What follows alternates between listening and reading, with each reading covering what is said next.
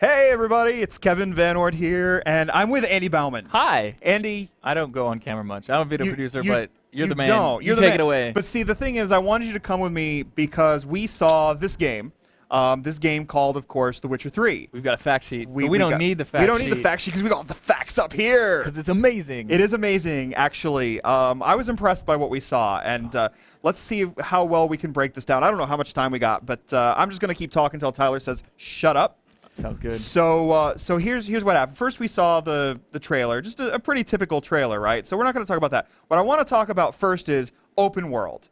Yes. Right. So The Witcher 3 takes place in an open world, and that is a big thing. In the past, the Witcher games have been relatively free, but not open world by any stretch. Unless you count Act 2 of The Witcher 1, where it was an frustrating open quest, because that world was quite large. You had to find all those little totems or whatever they were and kill them. That was annoying. But yes, this is more along the lines of Skyrim. Along the lines of Skyrim, but it's split up among islands. Yes. So one single one of these islands is even much bigger than the entirety of the Witcher 2 world. And I think he said 35 times the size. You're going to see the interview with him later on the site if you're interested. But yeah, he said it's 35 bigger.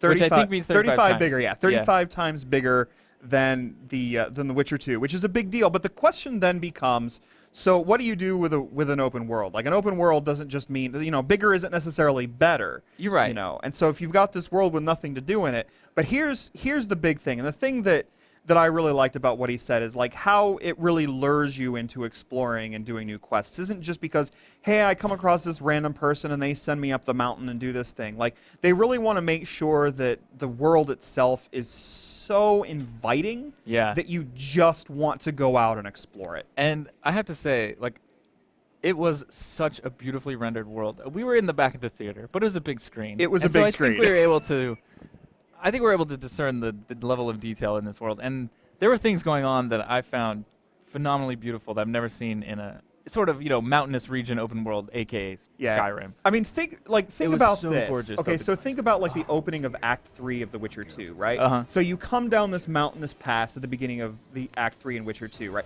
It's beautiful, but you're stuck going down this mountainous path. Now you see these mountains, and it's like, that's just not a backdrop anymore. You are going to go out there, possibly on horseback. You have a Red Dead style whistle. Yeah, horse. And you can totally get your horse over. But boats. Here we go. I was waiting to breach the boat subject. Talk about boats. So he ran down to the docks, we'll say, and he just jumped in a boat and took off. And it was amazing and because off you go. In the water, I saw a whale tail kind of crest down, and there must be so much detail in the water because also in the trailer with the mermaid coming up. Like, do you think there's random stuff that happens in the ocean as well? I don't know, but there is random stuff that happens in the world. Like, they talked a lot about this, about how you're, like, going through the world and how something's just going to happen. And it's not just like, hey, here's a random battle, here's a thing to do, but it could potentially lead to more questing. Yeah. So a thing could happen. This might have a side quest for you to go. One of those things, actually, is the hunting of monsters. Oh, they showed two amazing-looking monsters. Two amazing-looking monsters that we watched Geralt of Rivia fight. And one of them was essentially a very random, just here's a monster hanging out. Yeah, here's a monster hanging out. And this is because you see the ruins. Yeah. You go out and want to explore it. And then the thing is, then the monster disappears, like, off to lick his wounds. Because one of the special attacks is he, like, blanketed the area with darkness. And then you saw him kind of light up like Rudolph the Red-Nosed Reindeer. Like, his nose got all... And this is... I don't even know how I would describe this monster. Maybe I would as a freaky Rudolph the Red-Nosed Reindeer. If you play Ni no Kuni, the Spirit of the Woods was almost exactly There you go. You got it. Yeah, the Spirit of the Woods from Ni no Kuni, very similar. But then he goes off to lick his wounds, and then you make a choice. Do you go after him now? Or do you continue and do more stuff, and do you continue sort of this new quest line that you've uncovered where he might have loot, he might have, They mentioned that, you get trophies in The Witcher, like their head.